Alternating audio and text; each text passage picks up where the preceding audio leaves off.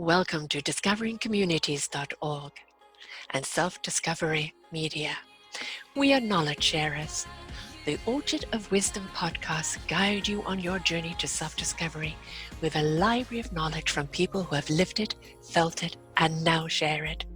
Do enjoy our next show, and do come and visit discoveringcommunities.org to see what else we have for you. Good morning, good afternoon, and good evening, everybody. Welcome to discoveringcommunities.org, where through the self-discovery, we discover what you need to know in order to help you through your journey of life. And today it's all about business with Terry Wildemann. You know, we're all going through these unprecedented times right now. People are worried about their businesses. How will they survive? How will they come back from the shutdown? Terry's going to give us some tips and wisdom and what we can do that can lead us fruitfully into the future. She has this wonderful, wonderful book called The Enchanted Boardroom. I love it. She also, you know, is an intuitive leader, and she has a wonderful university, Intuitive Leadership, coming up. She's an experienced entrepreneur, speaker, professional, development trainer, best-selling author of 2 solo books, 6 co-authored books, and several burnouts, which you will admit to. And we don't want people to burn out at this present moment. We want people to take a breath. We want them to actually understand right now, we can all get through this. I know everybody's in a crisis right now. Everybody's up in arms. What am I going to do? How am I going to, is my business going to fall through the cracks? Can I go online? Is there something else I can do? And while we're asking all those questions, we're elevating into stress. And we need to take a breath and let it go, don't we, Terry? Amen. and that really is what you just described is really what's going on with a lot of the people that I've been speaking with lately. And that is that they are holding their breath, because when we get really, really stressed, that's what happens. We don't breathe. We forget to breathe. Yes. And I will never forget one of the times that I was in the hospital because of stress. Oh, by the way, and I'm laying in bed and I'm just doing what I need to do, and the nurses would run in and they're like, "Breathe." You're going blue. Like, huh? And my stress levels were going through the roof, which is, of course, when that happens, you get the chest pains, you get the, you know, they think you're going to have, you're having a stroke, or this and that, and you're thinking, oh, good Lord, it was absolutely nuts. And, you know, when you see these nurses running in and they're like, are you okay? You're right. I'm like, what? And they're looking at the monitors and they're like, breathe.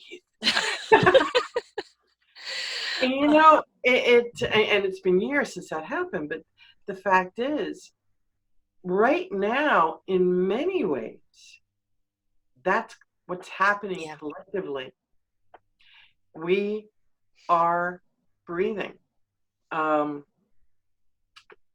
It's in my perspective, and of course, I tend to take, you know, I tend to have to make sure I get my Archangel Michael back there, because Michael has been my boy today. The messages have been like, boom, boom, boom. Good. I know you're going to pass them on. I got to pass them on. And Archangel Michael is yes, I am a businesswoman who became a holistic practitioner, and I'm a businesswoman who basically I began listening and listening very, very deeply. Because what I realized is these guys who have my back here, they speak very loudly, and we need to listen. And right now, when you look at what's happening with Mother Earth, for example, you know, the way she's healing, and the dolphins coming back in the canals for crying, and the fish replenishing, and people being able to breathe outside, that kind of thing. I get this feeling and this knowing, and this was downloaded. I'm going to, where's my phone? Talk, Terry, acronym. It's NAP: nurture, appreciate, and pause. Mm. The Think pause about is a big one, isn't it?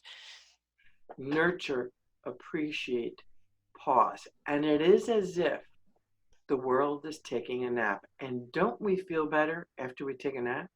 Well, doesn't the world feel better? I mean, I think what we're seeing right now is, I always, I wrote a blog called Viral Awakenings, and I actually did a show this week on the pandemic.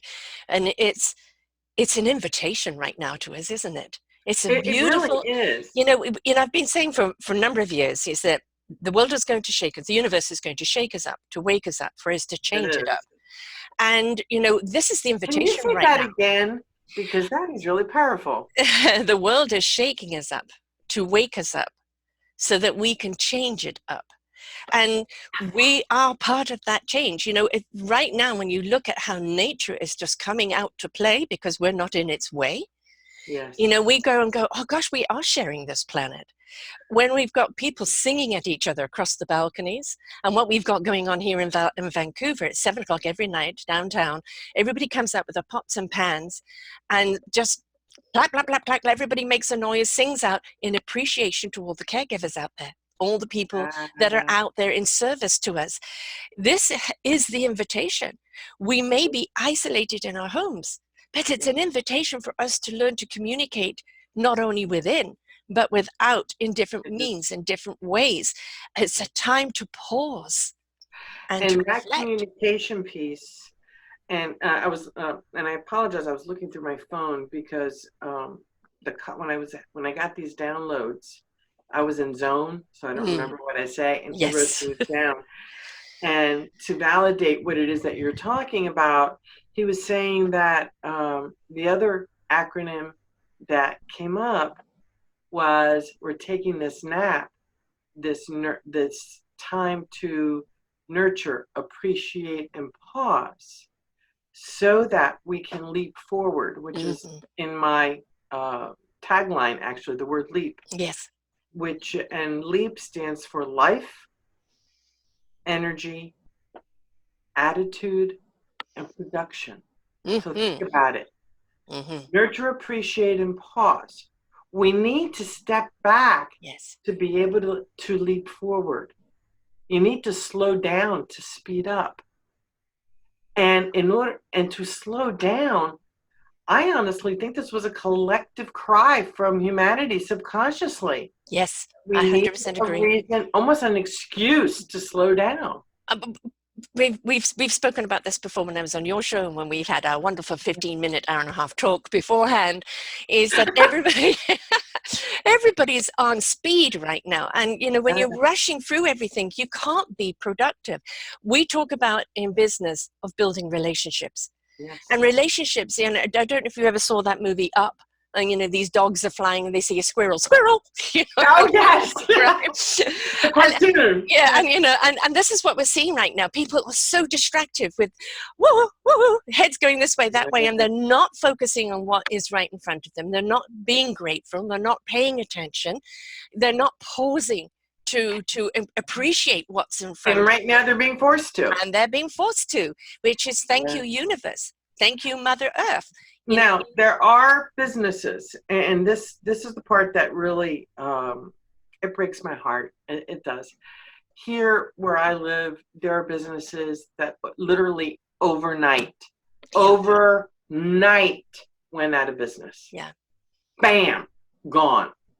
And they were thriving businesses and a lot of it was this one specific company that I'm thinking of that I saw in the news. They run buses for events and for brides. The bridal industry is taking a huge bust. And I'm right in the middle of all that because I have two girls that are engaged. One is getting married in July. The other one may be getting married at the end of the year, beginning of next year. I have two nieces that are a niece that's getting married, a nephew who's getting married, all of that within the next 7 to 8 months. And it's like, wow, everything has been pushed back, everything. Yes.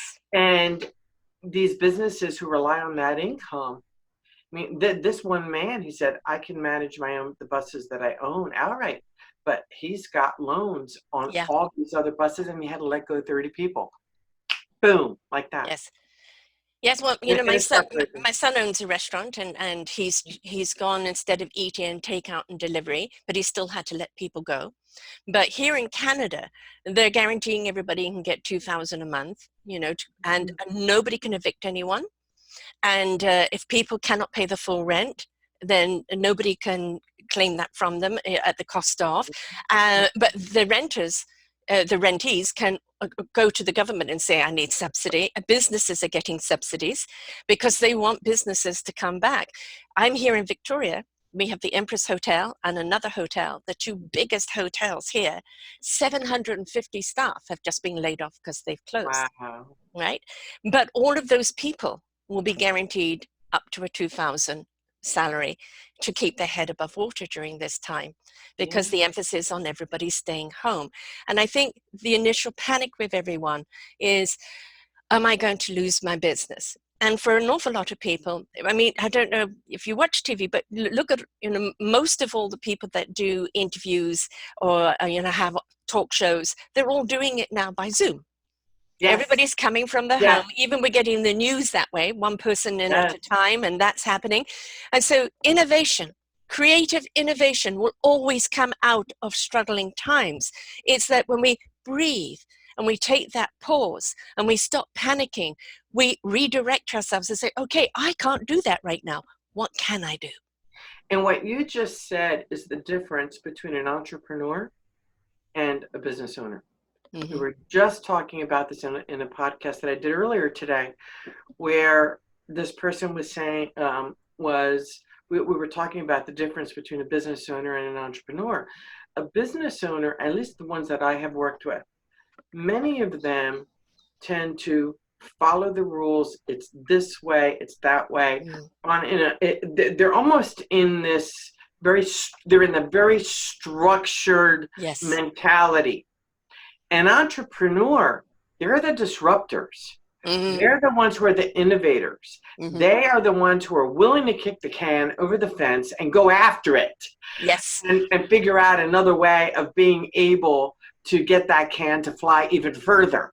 And, they are the ones who are, and I don't like to use the word think out of the box. That's so cliche. Yeah. But they know how to look for solutions. In different ways. Yes. They look for the signs. They work with mind, body, and spirit. Whereas I find a lot of the business owners are very tactical, practical, and logical. Yeah. And they avoid working with the emotional, the energetic, the spiritual, and the intuitive.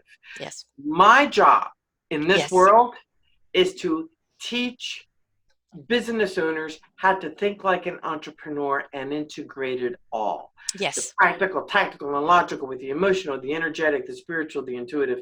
Bring it all together and think about what's going on from all perspectives. So the gentleman whose buses and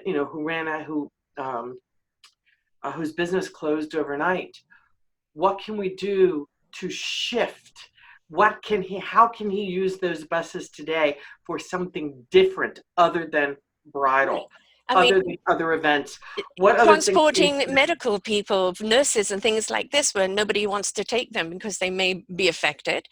Somebody who's willing to wear all the gear driving, taking these people home where they can have the 6-foot distance because it's a bus, right? I came home on the ferry the other day. We did not go through the usual things. We came in and out through the truckway. We were allowed to sit in the ferry, but everybody had to sit, a few seats and a few feet away from each other, right? And so he's got buses. He could transport people so much easier that are going to work because now cabs are closing down. Right? They don't want to take the risk, but it's less risk for a bus driver. We can wear a mask and he's up at the front, and people can have a distance on the bus when they're sitting. And those are, so you just gave him a whole new business plan. Oh no idea. But look at what's happening with there's a company down south here in the United States who has transformed their whiskey making company to one of making hand sanitizer. How cool is that? And a vodka company has done the same, right? It's the thing, that's what we talk about, the innovation, right? Yes, exactly. Let's Let's see how far we can kick that can. Right. Yeah, exactly. I mean, I talk about my son's restaurant, and he recently had an operation. He snapped his Achilles heel. So I went over the day he had the operation, and I worked the weekend at the restaurant filling in for him. And then by the third day, it was inevitable we were going to close and stay open just for takeout. And literally every day he would spend hours putting out a newsletter, only for the next day for it to be obsolete. And then another one having to go out. And it was adjusting with the times. And he was looking at it financially, and he's not making any money. It's if he's lucky if he's breaking even, or he's losing a little, but it's keeping open for food. And now he's adjusted his times because people prefer to have dinners than breakfasts, and it's still keeping some people employed. And the stringent rules that we have to go to, every doorknob has to be wiped, everybody has to wear this and gloves, etc.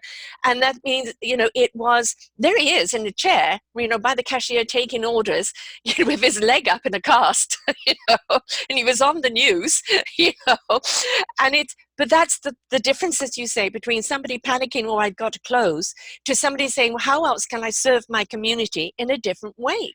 And that's the difference, but you just described the difference between a business owner and an entrepreneur. And oh, by the way, even if you work for someone, you can still have that entrepreneurial mindset. Yes. There's nothing that is more rewarding than a manager who is entrepreneurial.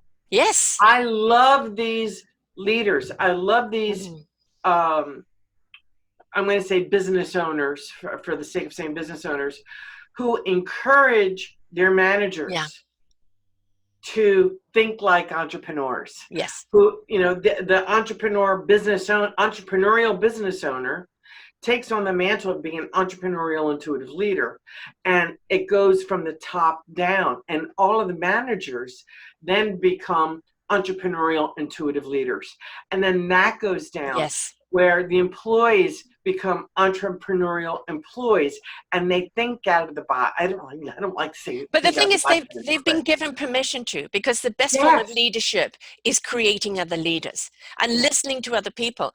What we've had here are restaurants who have all this food and had to shut down. They were either doing takeout or they've been selling their food off. Right? Selling their food off or delivering wine with the food.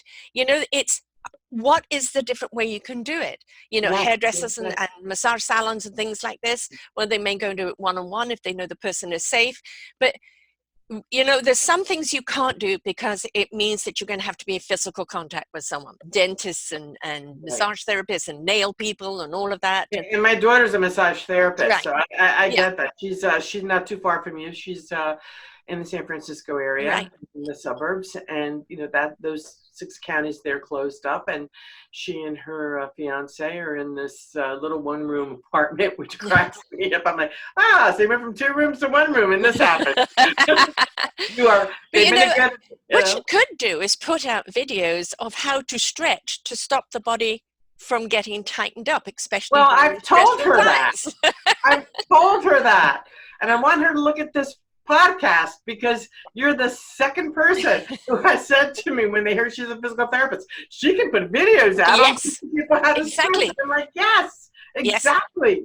Yes, I mean, there's another guy that had bicycles where people could go and ride the bicycles, and so what he's been doing is delivering them to people's homes, renting them out. So sports equipment, if you can, if it's mobile, rent it out to people. Yes. Right. So it is about what solution can I provide? Exactly. What do I have at my fingertips? With me, we have Intuitive Leadership University. Right. It was supposed to launch last year. Some personal things happened. It didn't happen. And right now, this is the perfect timing. Absolutely. Because people are pausing. So we're hurrying up to get everything going. So I'm hoping by mid-April to finally get it to where I wanted to go, because we have 3 different schools. We have the Life Wisdom School, the Business Wisdom School, and the Leadership Wisdom School, with amazing faculty who are business owners who are also highly spiritual. So they get it about integrating all of it. And it's time now for us to take a pause and maybe study, maybe learn new things, maybe enhance those areas where we know that there may be some holes that we want to fill. Learn how to look at things from a different perspective. Learn how to reduce our stress levels. I'm going to be putting out a whole series on stress management and stress resilience, because that's, after all my multiple burnouts, I went. How to avoid the burnout.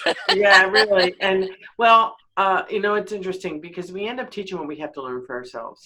Those are the best teachers, though. Yeah. I've said it over and over again. The best teachers, the best mentors are those that have taken the journey. Yep. You fell down the mountain, and Too many times. and the ways of getting back up, or how to avoid falling down the mountain, is now the wisdom that you pass on. Well, it is. And this was back in 2001, and I started studying about stress management. I started really studying or listening to these guys behind me. And actually it was before that. Who am I kidding? That was 1998 was when I became a Reiki master. Mm-hmm. And so it was early 2001. 2001 was when I opened my leadership center.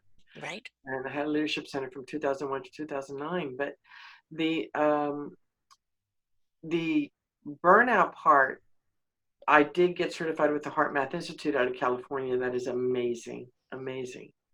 And I realized that I needed help outside of myself. I didn't know how to change my behavior. I didn't know what to do.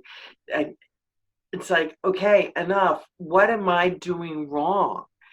And that's when I decided, I'm not the only business owner, entrepreneur at that time, entrepreneurial business owner, who was going through that. And that's when I said, I'm biting the bullet and learning and studying, and I became a certified coach, certified executive coach, coactive coach, and got certified with the HeartMath Institute as the licensed provider because something had to be different.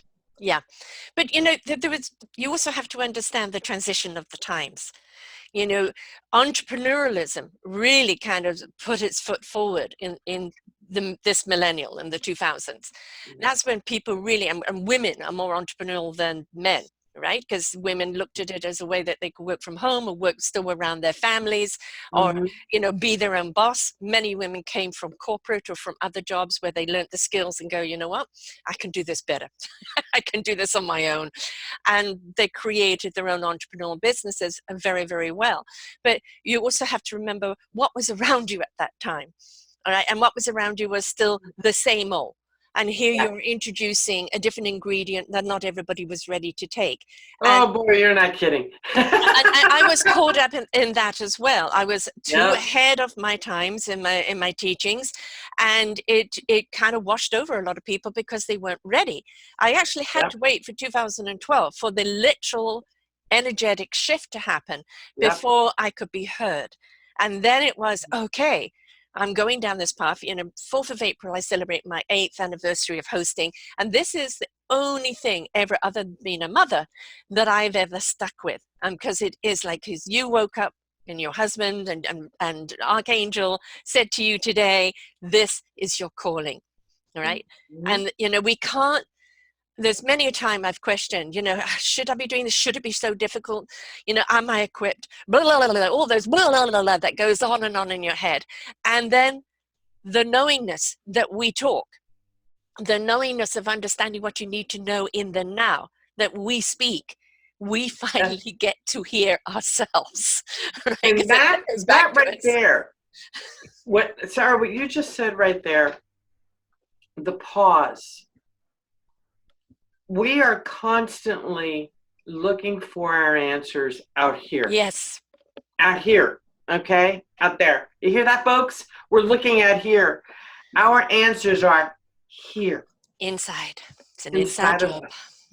They are inside of us. And what this nap is forcing us to do is take a real good, solid look in the mirror. Yes. As to who we are, why we do what we do, and is it something we still really want to do? Because and who are we doing it for? I think. Who are we doing it for? Yeah. Are you doing it for you? Are you doing it for other people's perception? Who are you doing it for? When we talk about the calling, every time I doubt, am I on the right path? Should I be doing this? It's so hard to do. And then we get that message. It doesn't matter how hard this climb is up the mountain. Right? It's not about even you reaching the top. It's about you showing other people how to climb it, how to get up there, how not to give up. And if we didn't go through the struggles, how could we turn around and help other people who are going through struggles? And the thing with the struggles is, instead of looking at them through the lens of negativity, Yeah. it's about looking at them through the lens of positivity, because every single and possibilities, of course, I mean, that is the name of my podcast, Awaken the Possibilities. You're absolutely right. I'm all about the possibilities part. But where I'm going with that, though, is, and I just pulled out this angel card. Remember I said, I got this thing that we needed to pull out, the angel cards had to come. And it's positive thoughts create positive results. Positive thoughts create positive results. What you think about comes about. Classic law of attraction. What you think about comes about. But it's even what you think about, it's what you feel about.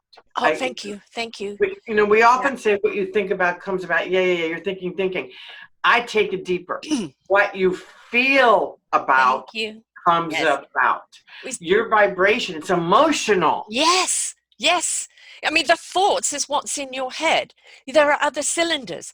Your soul, your heart, your spirit, and your body is going to react to all of that. These are these other cylinders that need to be ignited. When you can feel the thoughts, then you understand what the thoughts are about. If you're just thinking the thoughts without the feeling, it's just a whole load of data and knowledge running around that you don't have the wisdom to know how to use. And it's interesting that you just said that, because I find that to be very true of our younger citizens. Our younger citizens are in a very unique position where they have technology at their fingertips. They can Google anything. It's verb. Go Google it. Go Google it. It's become the verb Siri. of our time. Or Siri. Or Alexa. It's like, oh, you're never going to find one of those in my house. You know, because here's the thing. As far as I'm concerned, with Google and that kind of stuff, it's one thing to research it and get an answer. It's a whole different ballgame to be able to apply the answer with understanding because of experience. You need the experience to be able to actually implement it appropriately. You know, the practical, tactical, and logical is a wonderful thing. You get the answer in your phone. You know, we've got this $1 million computer in our hands. And we go and we talk, okay, tell me this. Oh, there's the answer. Okay. And, okay, you got the answer.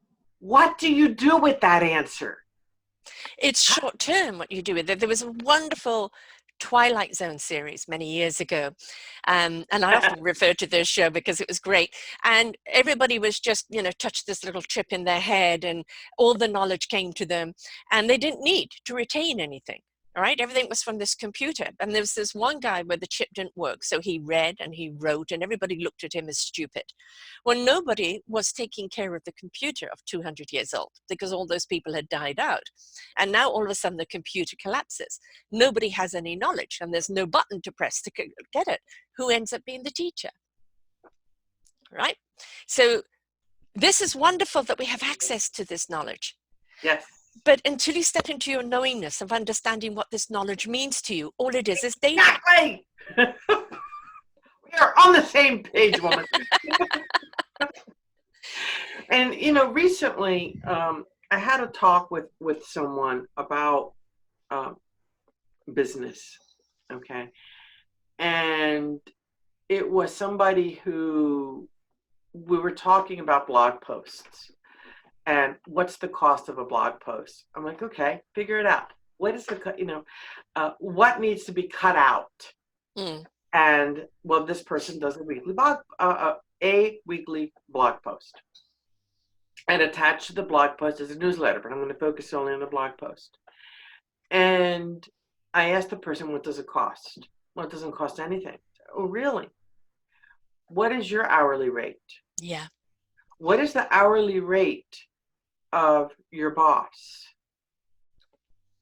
Your boss takes what you wrote, rewrites it and edits it, so you've got at least 2 hours there.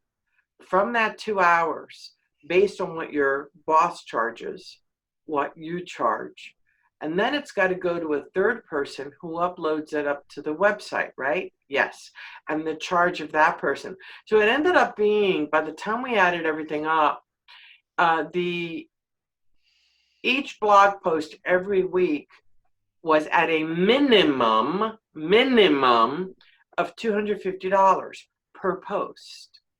So that's $1,000 in time per month. Right. Is that blog post bringing in that kind of income? Right. Right. Who is it speaking to? Who is it speaking to? Has it brought in income? Is it bringing in income? How long have you been doing this blog post? And a lot of people are walking away from this stuff.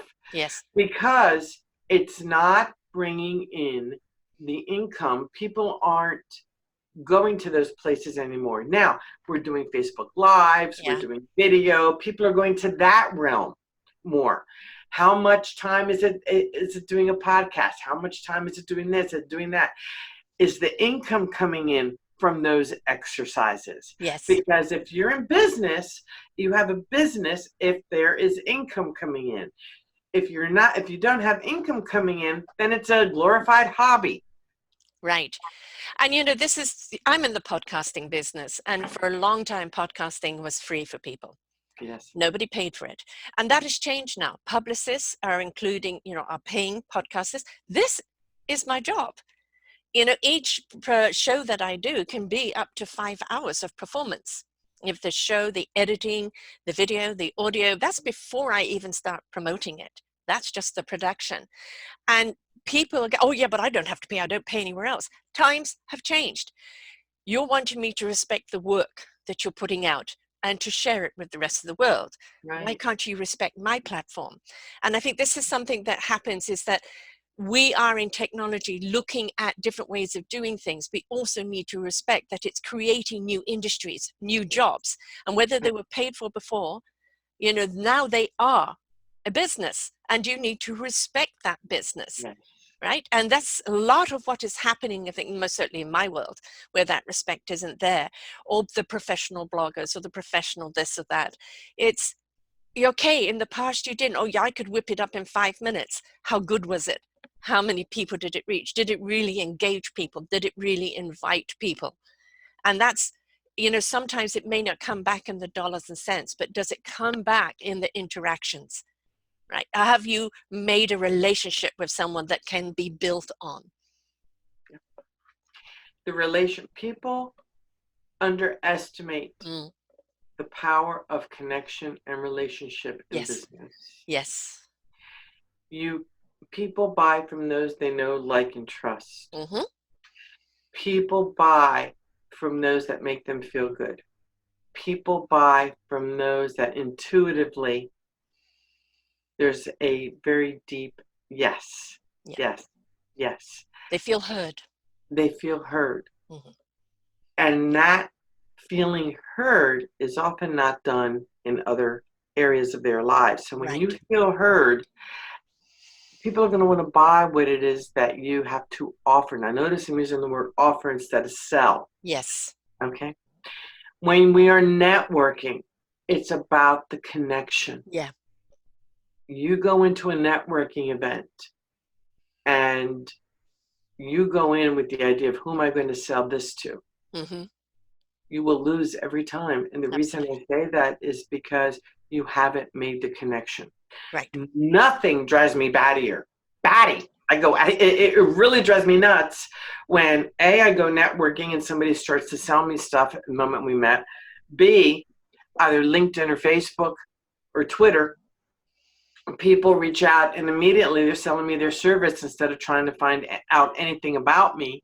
Right. And if their solution is something that fits with my business model or who I am. And the moment I friend somebody and they start doing that, you defriend. They want to sell me, done, next. Yes. I 100% agree with you. You know what that is laziness. They're just, unfortunately, their business is all based on the buck. Yes. Really in any business, if you are not looking at it as building a community, You know, my new platform is discovering communities. It's discovering the communities out there that are in service for you. So they have what you're looking for. I'm that kind of big exotic yellow. And that's exactly right. It is a community. And when you build a community, Yes. guess what happens in community? Referrals, people. Yes. Referrals. Yes. And you know, what is the best validation? A testimony from somebody who's had a good experience.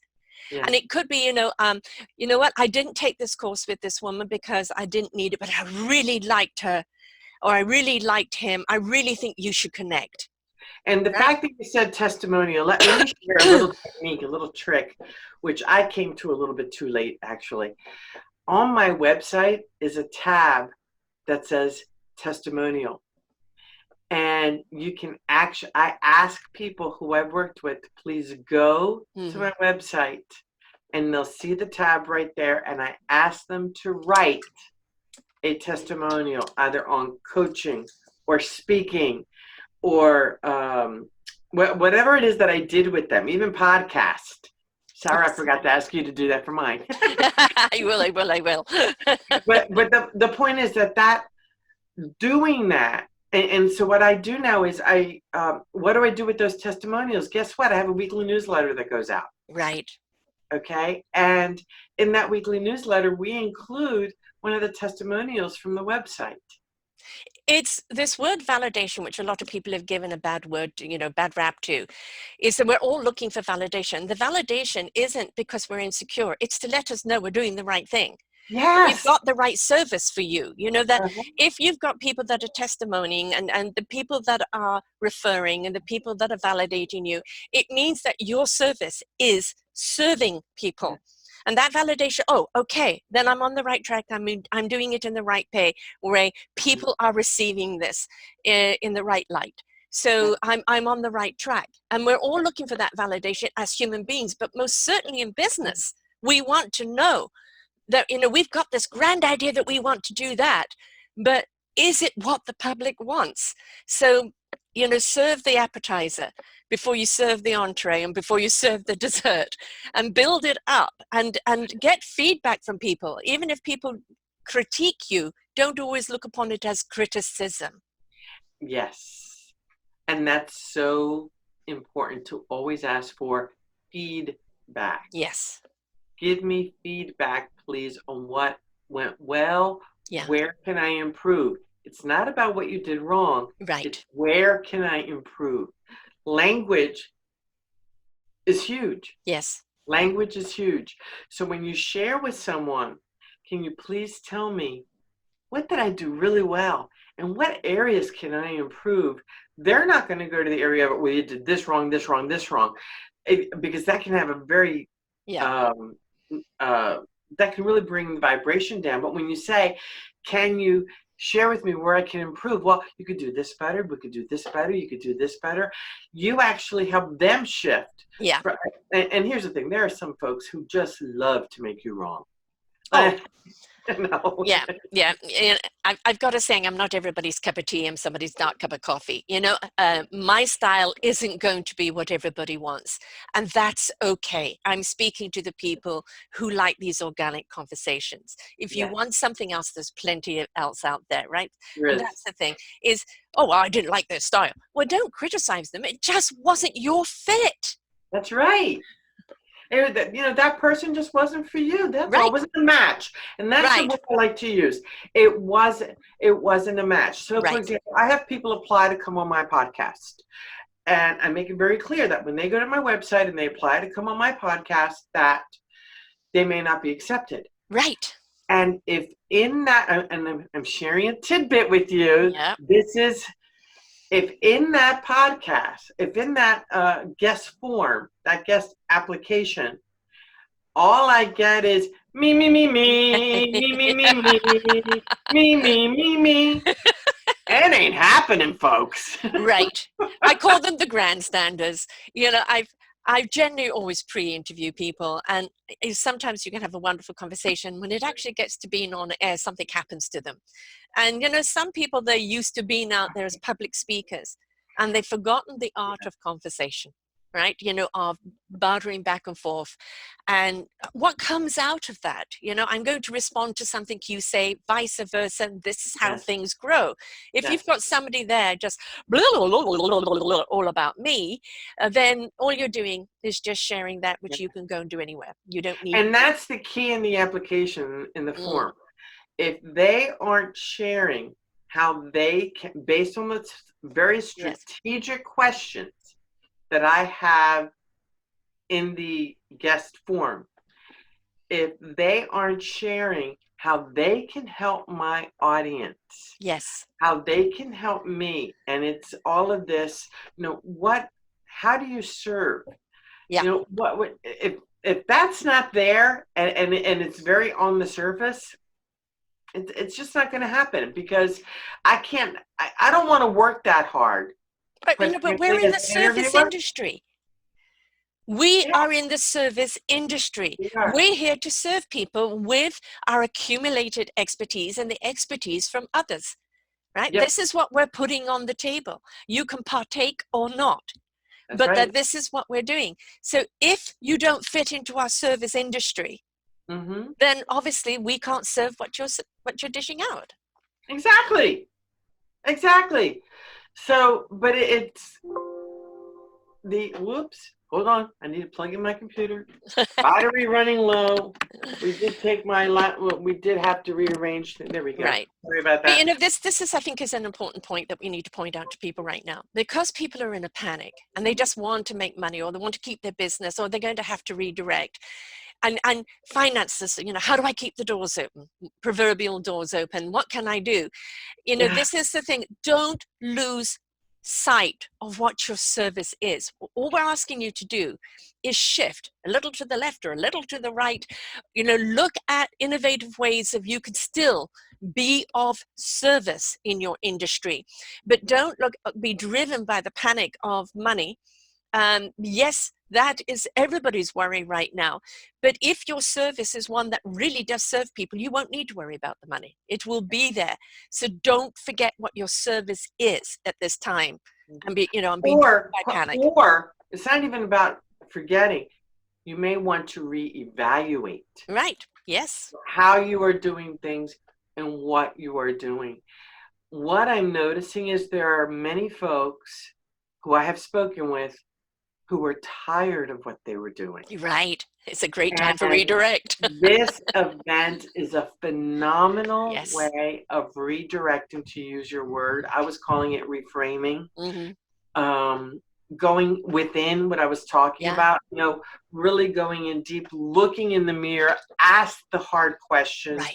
Who, what, when, where, why, how? What is your why in doing your business? How does what you do contribute to society?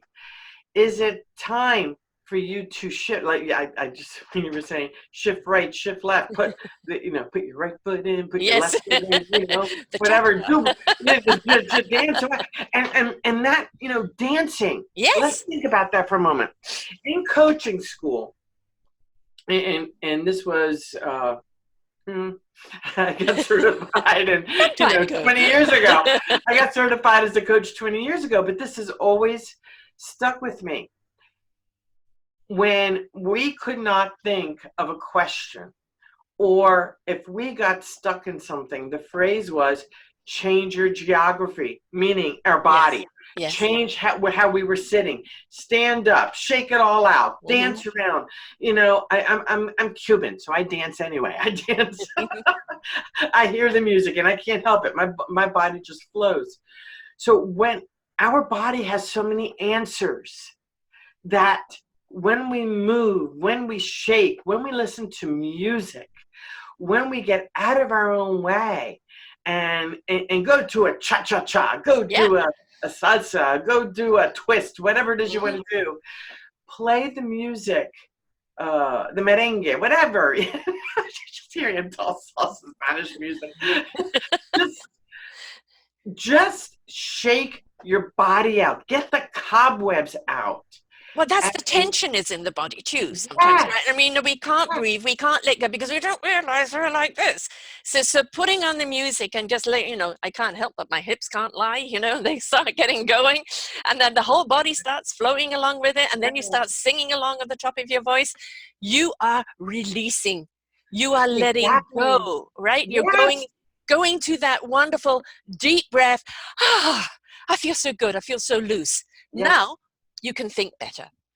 And people say, "Well, I don't have a radio." Da, da, da, da. On TV, because we have cable. Yes. Find the music channels. Listen to music that really makes you feel good.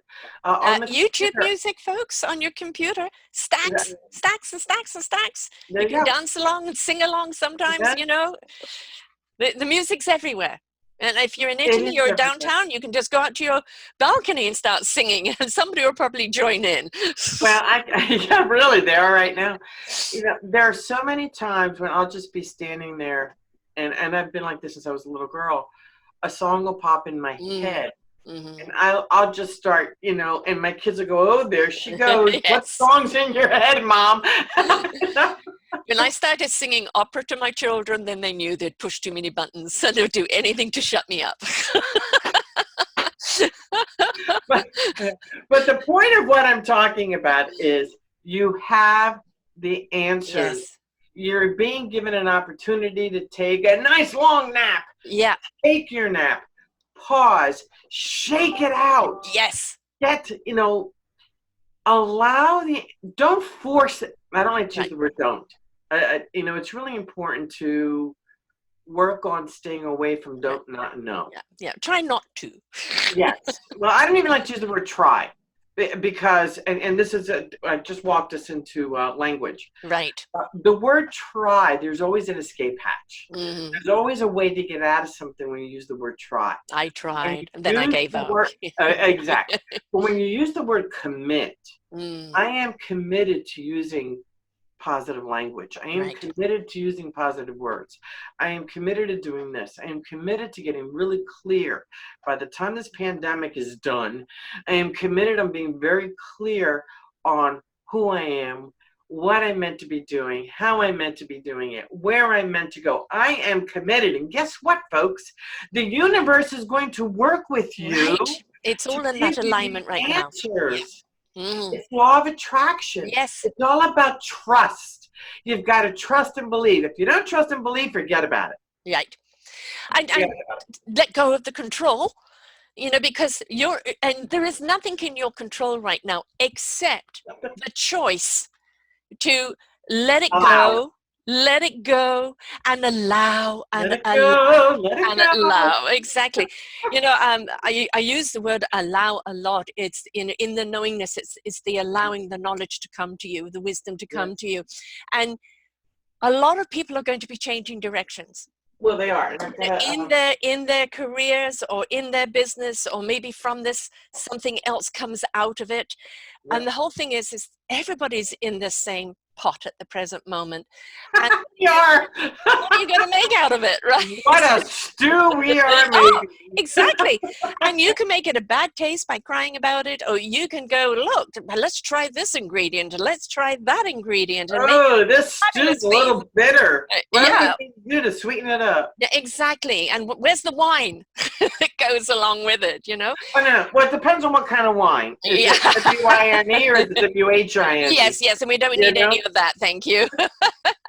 The thing is, And, yes, everybody's in shock at the present moment, and I do know that in the States that there is a lot more uncertainness at the present moment than we're getting in other parts of the world. And my heart goes out to everybody at the present moment, because you just don't know where you're going to land. that's This right. is something I've learned in 8 years of doing podcasting. The people that I've interviewed are the people that didn't wait for government. They didn't wait for laws to change. When they saw something that needed to be done, they stepped up and started creating it, started doing it, and invited other people to be a part of it. So if you see a solution right now, if you see an opportunity, if you see a possibility, if you see something that just might work, if everybody comes to the dance, right? Or everybody brings the ingredient to the table. Let's give it a try. Let's see what happens. And if you step into Exactly. optimism, right? I as you were just talking, I just got the image of One of my husband's cousins is a seamstress. She is taking all of her fabric, extra bolts, and people are dropping bolts of fabric off at her home. She is making all of these beautiful masks with one Yes. type of fabric on one side, fabric on the other side that is a protective fabric that she's making. They're short on elastic, so they put a call out for elastic.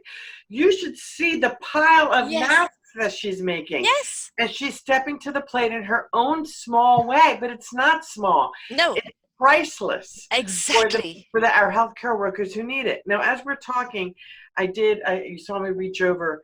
I have a card deck called Notes from the Universe on Abundance by Mike Dooley. And I had to laugh because the card that popped out, literally popped out, it's a beautiful scenery. See that?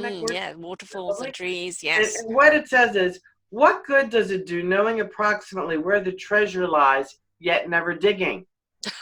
Pandemic is giving an opportunity to dig.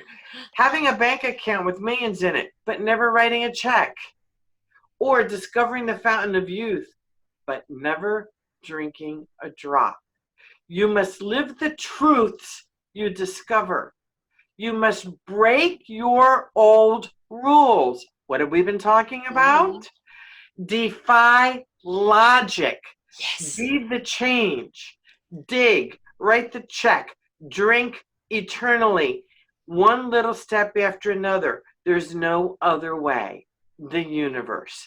This is exactly what you and I are talking about. There is no mistake. This is where we're at right now. I've said it often. Humans are the scourge on this planet, but we also are the wonderment and the solution. We are incredibly creative. We are incredibly kind and loving and giving and inspiring. It's all a matter of choice of what we choose to feed, what we choose to plant, what we choose to water. And times of trouble, yes, you have your moment where you have your tears and you have your anxiety. Give yourself a hug. Love yourself. You need a bit of nurturing right now. And then it is like, okay, I've got that out of my system. What can I do? And the first letter in NAP is N for nurture. Yes. So it's nurture. Once you take care of yourself, yes, you can appreciate. And when you appreciate, you pause and take it all in. You've got to really listen. Nurture, appreciate, pause. Look at the vibration in those three words. Yeah. When you nurture yourself, you give yourself opportunity to nurture others. When you appreciate what is in front of you and who you are and your own gifts. Yes. And by the way, there is a difference between your inner genius, and I'm saying this because this just came up this week and I wanted to make sure I talked about it on your show today. There is a difference between your genius and intuition. Yeah. Somebody recently kept telling me it's the same thing. I go, oh, no. They are two very different things. Knowledge and your wisdom. Genius is your talent. Mm. The reason your genius is your what is easy for you to do. Yeah. Your intuition comes through your visual, through your audio, through your senses, through your touch. That's intuition. And each of us have a different level of intuition.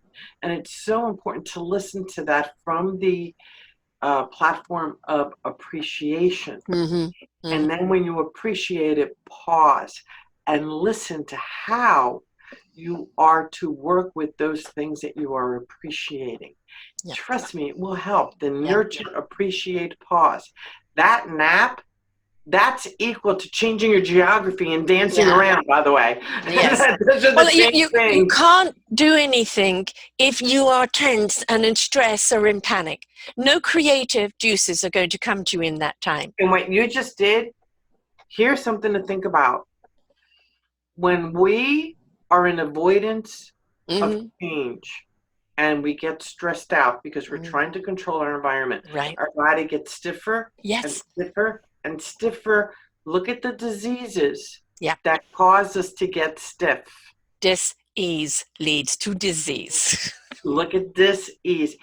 Look at seriously, take a really good look. whether it's fibromyalgia, whether it's arthritis, whether it's some kind of immune disease, when we get stiff like this because we don't want to change and we're trying to control everything. Well, guess what, folks? Living life is about change. You don't have a choice. Yeah. It's about the flow. I mean, let's look at nature again as our wonderful guideline. The waters need to flow. The Yes. air constantly flows. Yes. The trees are constantly in movement.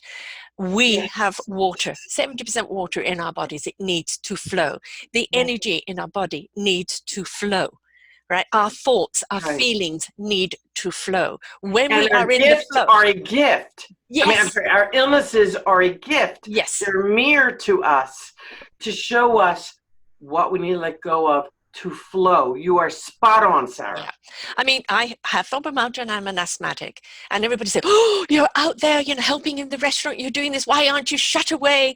And it's like, I am doing everything I'm meant to be doing. Washing the hands 500 times a day, washing all the services, but I'm keeping a positive attitude, right? I know the signs of what is out there, right? And I'm keeping my social distance, but I'm here to help my son. And this is, as a mother role, is what I'm doing right now. Yeah. Don't feed the pain. Don't feed the panic. Yes, I am a person that's very susceptible with asthma, right? But at the same time, if I follow the guidelines, the logics and the solutions that are there, and I use common sense, and I believe that I am going to be okay because I'm following that, then I will be okay. Yeah, you will. Exactly. Absolutely, you will. You will be great. And our illnesses show us what we need to focus on to heal. Yes. They all have messages for us. Every single big one. Messages for us. Yes. Yes. And, I came back exhausted because my body was saying, okay, right, now you've done too much. It's time to crash for a couple of days. Nurture. Right? Appreciate the fact that you had the energy while you're over there, but now we need to re-energize, right? And give yourself some loving care. So take that pause before you pour yourself back into your business. That's right. So now I'm ready because I took those few days and now I can focus because I've shifted those gears and I look at the opportunity. One of the other things is don't watch the news. I'm saying don't. If you watch the news all the time and you don't watch it for the current information that can apply to your life, and you watch it in panic and fear, what's serving you? If you cannot watch it, objectively, then don't watch it at all. Right. And there's another word there that we have to stop judging others. Yeah. We have to stop judging our politicians. We've got to, when we judge other people continuously, it would really benefit us to take a step back and look within. Reflect. And really reflect because, I limit how much I read on Facebook, Twitter, even on LinkedIn. I do watch a little bit of all the different newscasts, and it is so important. It really is important to stay as neutral as possible. Yes.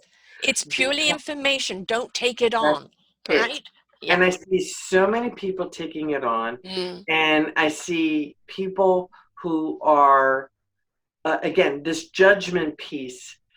The judgment piece can get us into trouble. Yes. Because if the information is not valid, you end up making a fool out of yourself. Yeah. And you end up making new judgments about things that could be wrong. So it is so important to take a little bit here, a little bit, really watch where you get your information from, really watch where,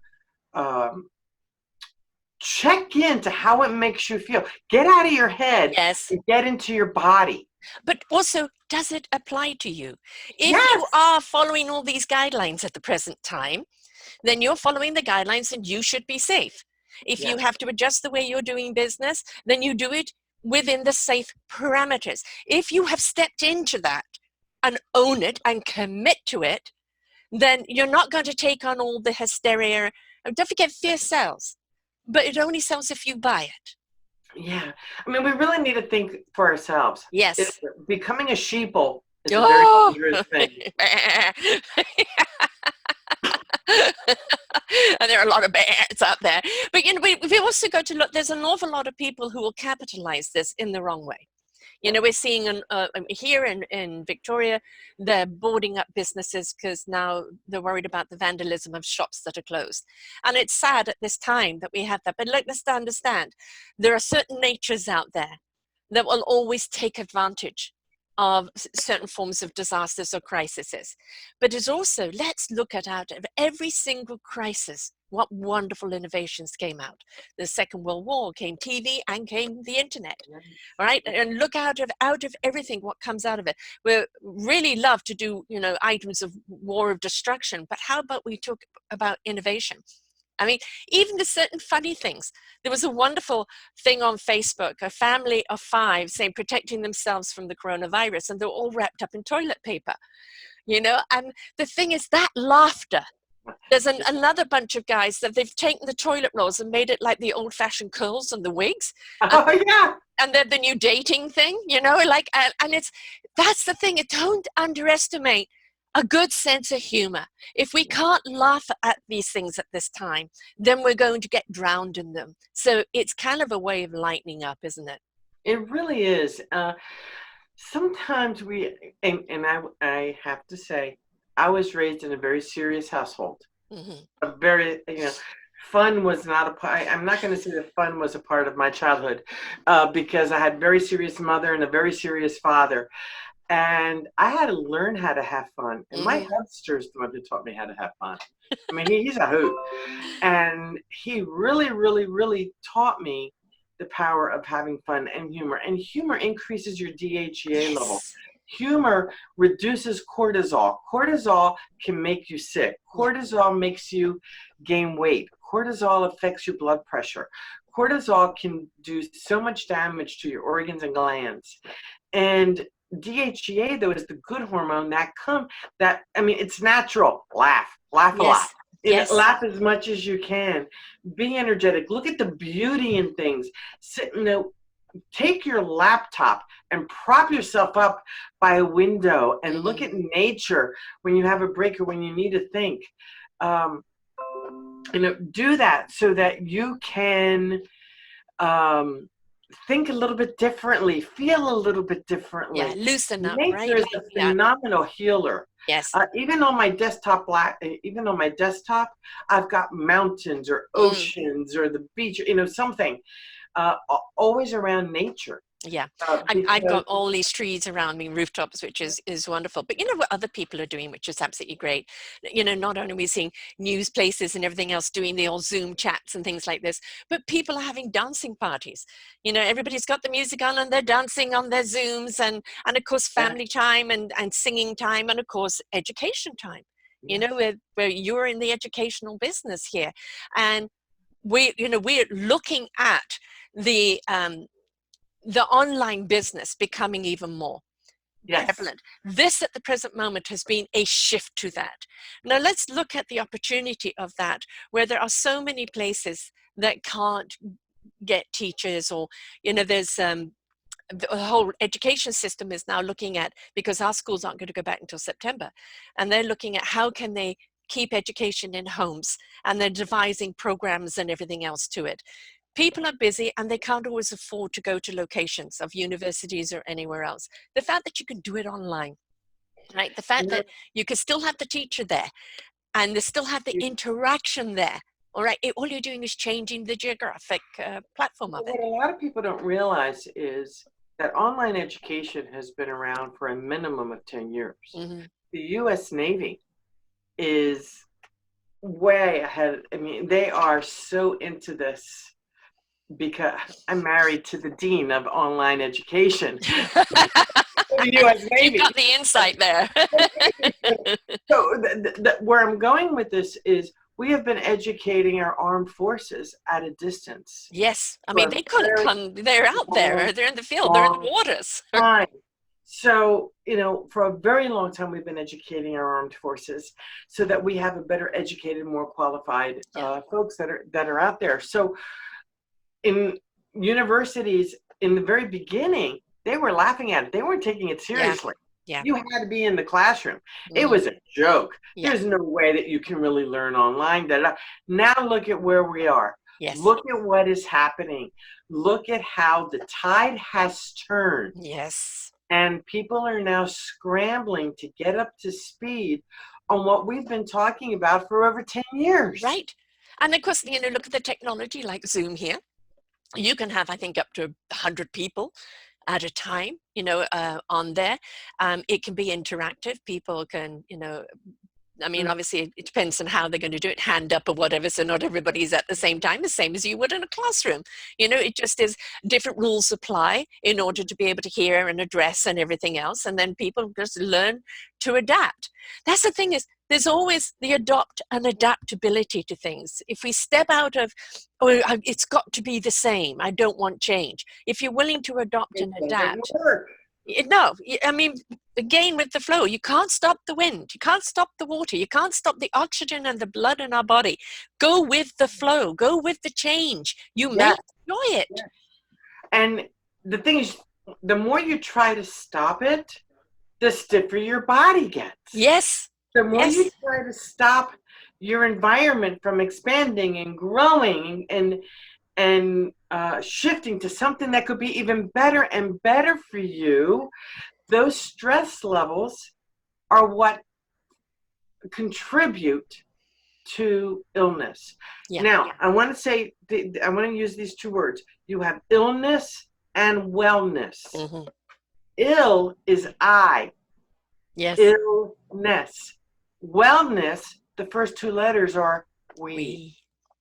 So when we go to wellness, we bring everybody along with us. Community again. Community. Yeah. Exactly. We're in community. Yeah. And that community is communication. Yeah. The community is communication. Yes. It is collaboration. Yes. It is that cohesiveness of caringness. Yes. Right? The big C has been given a bad rap. C is wonderful. It stands for some beautiful words, And we have to understand at this present moment that this is an invitation. Yes, it is. When have you in history ever seen the world come to a stop at the same time? Yep. I know. It's exactly never. It's fascinating because even the people I have been speaking to in Argentina are in quarantined. Yes. I was speaking to somebody else in Peru. They're quarantined. One of my faculty members is in Spain, quarantined. Mm-hmm.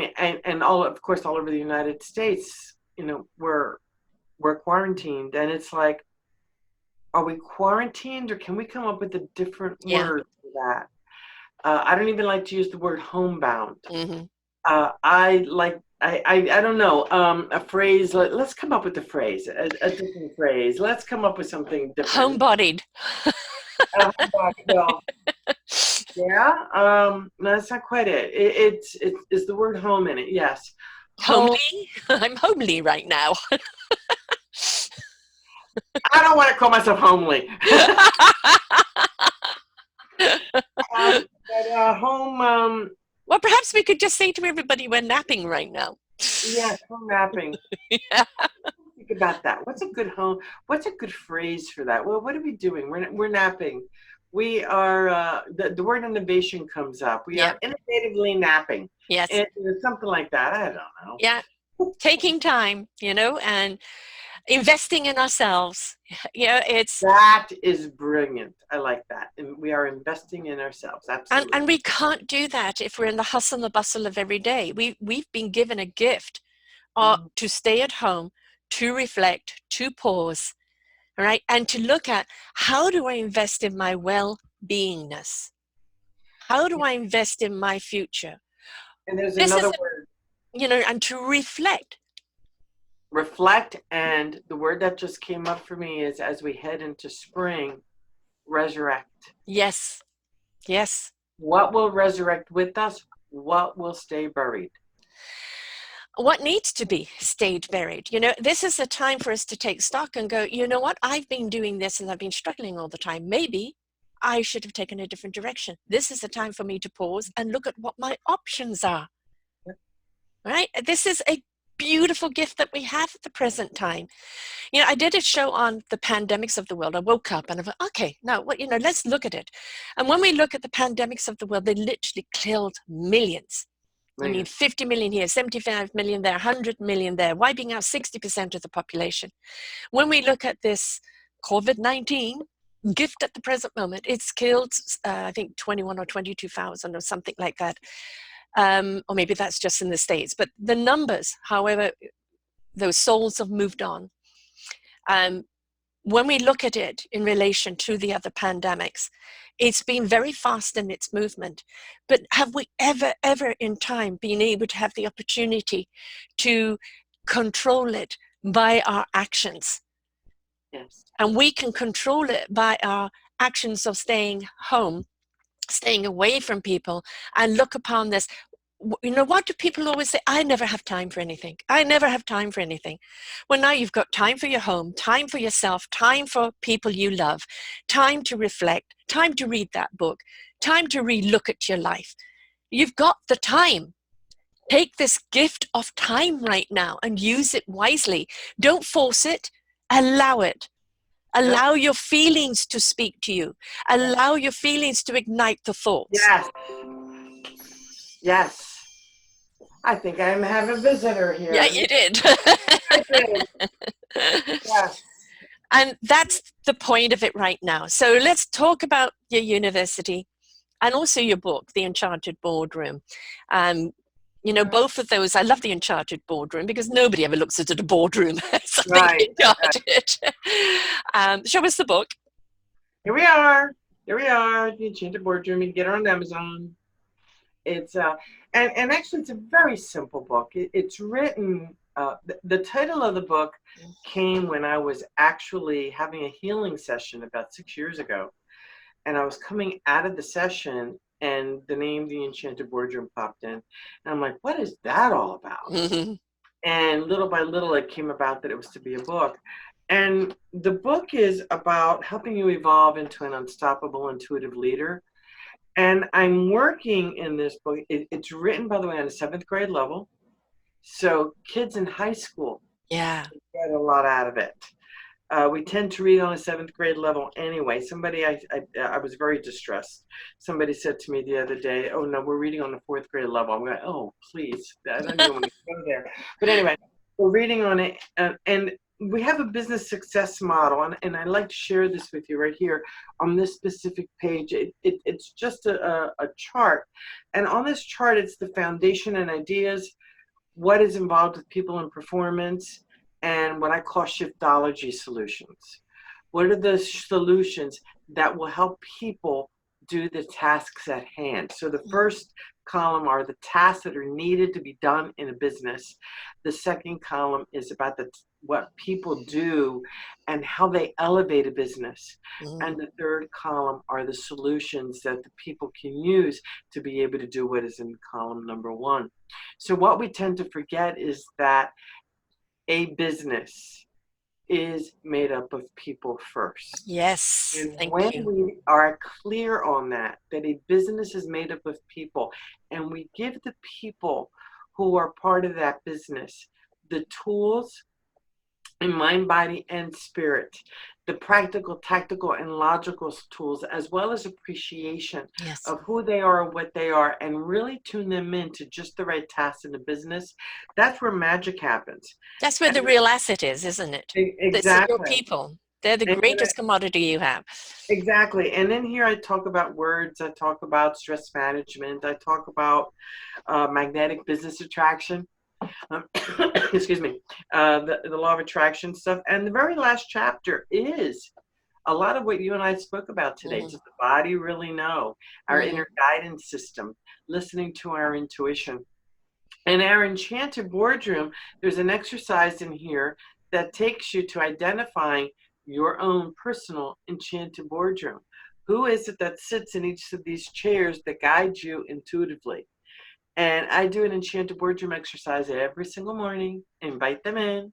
They talk to me constantly, and we have a little internal powwow. So they're the ones who give me tremendous guidance. And it's brilliant how this whole thing works. So you've got your physical boardroom, which are the people in the workplace. You know, you've got a regular boardroom, and then you've got your enchanted boardroom that I call the, my spiritual guides, people who have transitioned over, who end up coming in, sitting at that boardroom. And just imagine every single person in your physical boardroom tuning in and tapping into their own enchanted boardroom. You know how big the guidance is there? Oh gosh, yes. More, Yeah. And the thing is you can lay down the knowledge. yes. Yeah, this is the problem. This is what we need to address. And we can look at it logically and rationally. Then we Yes. can take a deep breath and go into ourselves and intuitively look at it from a different perspective. Absolutely. And that intuitive understanding is where the solutions lie, where the creativity lies, where the answers lie.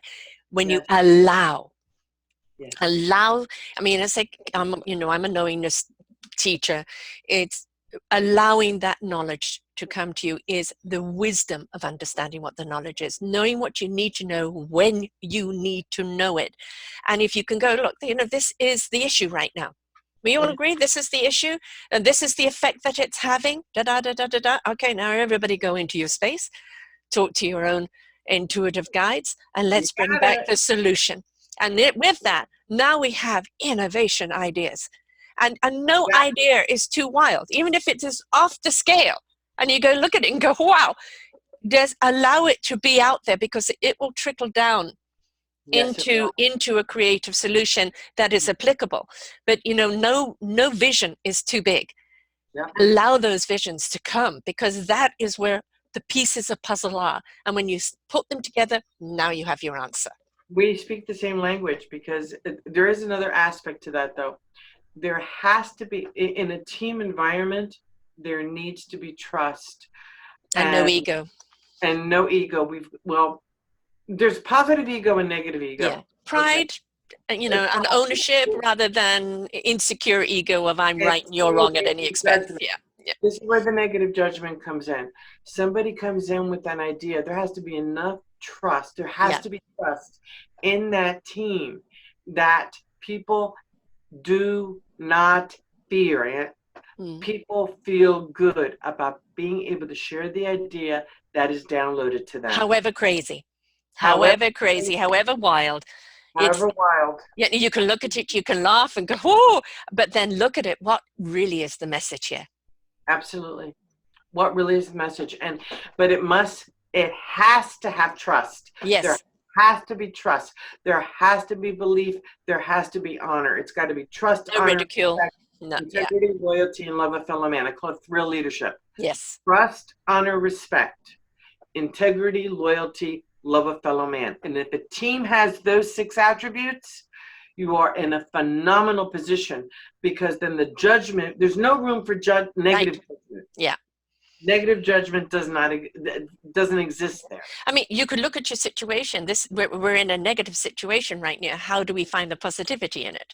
Because your issue could be negative, and that's the reason why you're all together, to looking for a positive, right? So it's not you're in la la land to go, oh no, everything is fine. No, you're saying trust all of your beautiful gifted instincts and all of the divine presence that's around you, that comes through you, your knowingness, to be a part of the equation in the solution. And there's another big word with all of this, and that is permission. Yes. It is about giving ourselves permission. And as leaders, not only giving ourselves permission, but giving our people permission to tap into all of their skill sets. There's a phrase that is often said, leave your emotions at the door. Wrong. Absolutely. Wrong. Your emotions drive every single thing that you do, everything, even the decision to say, which somebody said to me fairly recently, all of my decisions are made from a very practical perspective. That's an emotion. Yes. Okay? So the goal is to bring your emotions with you because they drive you. You leave the drama at the door. Yes. Don't be emotional about your emotions. Tap into your emotions to understand what they're trying to say to you. Yeah, and leave the drama. Yeah. Let's go with the drama. We don't want any violins today. Yeah. We don't need any of that nonsense. Not the kind of music we're looking for. And the thing is, a lot of the time, people are afraid to come forth with that crazy idea because, you know, they're afraid of the ridicule and the judgment. If they're in a safe place where you say, no idea is too wild. Yes. However crazy it is, because even though it may be crazy, there could be one aspect of it, Yes. one tiny aspect of it that somebody else sees. We've also got to understand the messaging we get isn't always for us to understand. It's for us to lay on the table because somebody else understands it. Yes, that's exactly right. That's exactly right. And when we allow, if somebody else understands it, then what does that do? It opens the door to asking open-ended questions. And open-ended questions allow you to get even deeper and deeper and wider into whatever it is that where you need to go. And then asking more open-ended questions may take you to a place that will make it narrower and narrower to bring all these ideas that are in this gigantic funnel, bring it all down and siphon it until you get down to the gold that you're meant to get to. Let's look at the computer. It used to be a city block. Oh, now it's in your watch, right? It just got more and more perfected until it was condensed in. So no idea is too big. It's take everything and then whittle it down into something that can apply. Dancing with your hands, putting it down. Yeah. And the university, this is obviously something that you teach at the university, and you say it's going to be up and going around mid-April? We hope this spring. It was, we were hoping to get it up and off the ground last October, but it just did not happen, you know, as personal things got in the way. As the pause came about, right? So, the first school, it's Intuitive Leadership University, and then we have the three schools, the Leadership Wisdom School, Business Wisdom School, and the Life Wisdom School. So the first school we're actually going to be launching is the Leadership Wisdom School. The second one then will be the Business Wisdom School, and then the third one is the Life Wisdom School. And there was a big lesson that I'd like to share with your people about that happened fairly recently in creating these schools and the universe giving me messages. I spent 2.5 days building the page for the Business Wisdom School, writing all the content for the opening. This is the introduction page. And I just kept pushing it and pushing and getting the content written and getting it done. And I was about to hit the send button and I was so excited. And this just happened 2 weeks ago, by the way. And suddenly it was gone. Been there. Mm-hmm. And not meant to be. That was the Life Wisdom School. And I just sat there. I was just beside myself. I just closed the computer. I walked away. I thought, what are the lessons here? And I went through the whole process that I take everybody else through. I take myself through it. And what I was able to identify was that I was working on the wrong school to launch first. Right. It's the Leadership Wisdom School. Because what do we need at this very moment in time? Yes. Leadership. Yes. It's leadership. So the leadership courses are going up first. I'm very excited about that. Again, followed by the Business Wisdom School courses. So just bear with me. They're getting up there, and it's exciting. And I'm getting more clear. Boy, they're loud. They were loud. That was a really big message. And that was a case of I was not listening. Right. I was in my head. I was pushing through, going through, getting it done. And the universe said, "Darn it! If you're not going to listen to us, we're going to force it. We're going to force you to listen." And it happened. Yeah. The cosmic 2x4. Oh, it was a cosmic 2x4. Yeah. You know what? I just walked away. I haven't even gone back to those pages in Right. the last. And then when you do, whatever was relevant in what you wrote will find its voice again, right? Yeah. And that's, you know, that's what I have found when anything like that happens, is whatever is really important is there. It's there. And it will come out in its own story in the way that it's meant to be. You know, Exactly. Discovering Communities was meant to be up in January. It's April. Yeah. And, you know, it's however frustrating it was, because it caused a few other hiccups along the way. This is the lesson that I've learned through the years of doing this, is take the breath. I used to want to control everything and think that it had to be when I da-da-da-da, and that's one thing I've learned very, very much the hard way, and now finally I've got it. It will be when it's meant to be, right? And that's all we can do. We can do what we need to do to prepare for it, and to make sure that all the ingredients are in the stew, but that stew is going to cook at its time and be ready when it's ready. Yes. And then you've just got to be ready to go with it. Absolutely. So these are inviting times. Do we have the university link right now, or are you going to wait until it's ready to go? IntuitiveLeadershipUniversity.com, or you can go right to my website, intuitiveleadership.com, and the university tab is right there. Excellent. And people can get sign up for it. You can sign up for the university to find out when we are launching and getting email and that kind of stuff. Excellent. Wonderful. And this is, you know, we've actually got to understand, it's not giving yourself over to a leader, it's discovering the leader within you. Yes! Right. Leaders are there to show us the leadership within ourselves. And I know there are some people that just want to be the plodders. I just want to be the ant. I don't want to be the queen. That's okay. But we need them. But at the same time, they've still got to have some leadership in their own lives for their own decision making for themselves. So, you know, everybody learning about how intuitively to lead your own life, and everything that you do is bringing about an equilibrium, a balance that will always keep you in the right flow. Yes, absolutely. So again, the site for everybody to get hold of you is?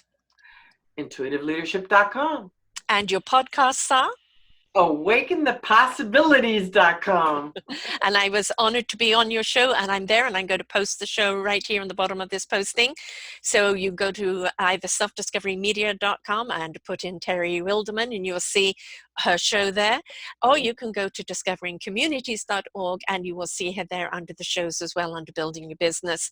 The two sites are busy kind of slowly merging together, but it's all about our community. She has a wonderful community for you in understanding your own leadership, how to intuitively tap into it. We have to understand, please, folks, that we're not just this blob of flesh and a few mechanics in there. We've been given the gift of such divine energy, such presence. And when we open up those channels to that knowledge, to that understanding, to that guidance, we will go in flow in our life, in our meaningful purpose. And we'll truly understand why we're here and what we're here to do. So please take a look at her book, sign up for her university, share this podcast, go and listen to her other podcasts. She's interviewed some wonderful people, and understand leadership is within you, waiting to blossom out. Thank you so much, Terry. Thank you, Sarah, and thank you to your audience for listening to both of us carrying on. Yeah, I knew this was going to be a long one, but there's mountainfuls of wisdom here that have been shared here today. And the bottom line of the story is this is a gift at this time. Don't panic, don't fret. Stop looking at your present situation and start looking at what opportunity it's presenting to you. This is a time to pause. It's a time to nurture. It's a time to appreciate who you are and what your opportunities are, what your possibilities are in the future. So don't get down. It's just preparing you to stand back up, and stand back up loud and proud of who you are and what you're here to do, right? Absolutely. Until next time, folks, please take care of yourself, and remember, you can get through this, and you can get through this awesomely. Ciao for now. We hope that you enjoyed the show. Do visit us at www.fruitfully.com discoveringcommunities.org, and see all the other wonderful shows that we have on our Orchard of Wisdom on Self-Discovery. And do check out our mentors with all the wonderful services they have for you. Until next time.